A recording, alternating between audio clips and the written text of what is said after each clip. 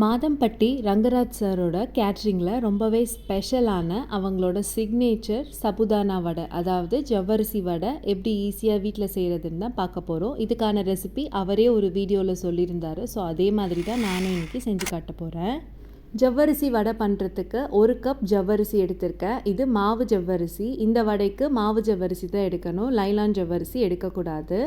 ஜவ்வரிசியை நல்லா வாஷ் பண்ணிவிட்டு நல்லா சூடான தண்ணி ஊற்றி மூடி போட்டு மூடி ஒரு 2லேருந்து 3 மணி நேரம் நல்லா ஊற வச்சு எடுத்துக்கணும். நான் 2 மணி நேரம் ஊற வச்சு எடுத்திருந்தேன். ஜவ்வரிசி நல்லா ஊறி மாவு பதத்துக்கு வந்திருக்கு. இப்போ இதில் பொடியாக நறுக்குன 2 பச்சை மிளகாய், பொடியாக நறுக்குன ஒரு சின்ன துண்டு இஞ்சி, ஒரு கொத்து கருவேப்பிலை, பொடியாக நறுக்குன கொத்தமல்லி, ஒரு வெங்காயத்தை பொடியாக நறுக்கி சேர்த்துருக்கேன். இதோடவே தேவையான அளவு உப்பு சேர்த்துக்கோங்க. இந்த வடைக்கு பைண்டிங்காக 3 பிரெட் ஸ்லைஸ் எடுத்திருக்கேன். பிரெட் ஸ்லைஸோட ஓரத்தை மட்டும் கட் பண்ணிவிட்டு சின்ன சின்ன பீசஸாக கட் பண்ணிவிட்டு ஆல்ரெடி எடுத்து வச்சுருக்க ஜவ்வரிசி மாவோடு சேர்த்து நல்லா வடை மாவு பதத்துக்கு பிசைஞ்சு எடுத்துக்கோங்க.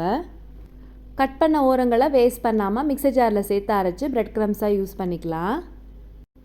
ஒருவேளை உங்களுக்கு 3 பிரெட் ஸ்லைஸ் சேர்த்ததுக்கப்புறமும் மாவு ரொம்ப லூஸாக இருக்குது அப்படின்னா இன்னும் 2 பிரெட்டு கூட சேர்த்து பிசைஞ்சு எடுத்துக்கோங்க. மாவு கொஞ்சம் டைட்டாக தான் இருக்கணும்.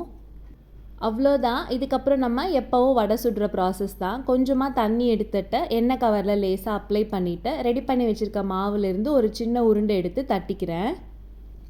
இந்த வடை கொஞ்சம் திக்காக தான் இருக்கணும், ரொம்ப மெல்லிஸாக தட்டிடக்கூடாது. கொஞ்சம் திக்காகவே தட்டிக்கோங்க. அழகாக ரவுண்ட் ஷேப் பண்ணிவிட்டு சூடான எண்ணெயில் சேர்த்து பொரிச்சு எடுத்துட வேண்டியது தான். பொரிக்கும் போது அடுப்பை மீடியம் டு ஹை ஃப்ளேமில் வச்சுக்கோங்க. ரொம்ப ஹை ஃப்ளேமில் வச்சிங்கன்னா சீக்கிரமே கலர் வந்துடும், ஏன்னா நம்ம இதில் ப்ரெட்டு சேர்த்துருக்கோம். இந்த வடை கொஞ்சம் பொறுமையாக தான் பொரிச்சு எடுக்கணும். அப்போ தான் உள்ளே நல்லா வெந்து அவுட்டர் லேயர் நல்லா கிறிஸ்பியாக கிடைக்கும். அவ்வளோதான், நம்மளோட ஜவ்வரிசி வடை சூப்பராக ரெடி ஆகிடுச்சு. கண்டிப்பாக இந்த ரெசிபியை எல்லாருமே ட்ரை பண்ணி பாருங்கள். டேஸ்ட் ரொம்ப சூப்பராக இருந்துச்சு. இந்த வீடியோ பிடிச்சிருந்துச்சுன்னா மறக்காமல் லைக் பண்ணிவிட்டு உங்கள் ஃப்ரெண்ட்ஸ் அண்ட் ஃபேமிலியோடையும் ஷேர் பண்ணிக்கோங்க. தேங்க்யூ.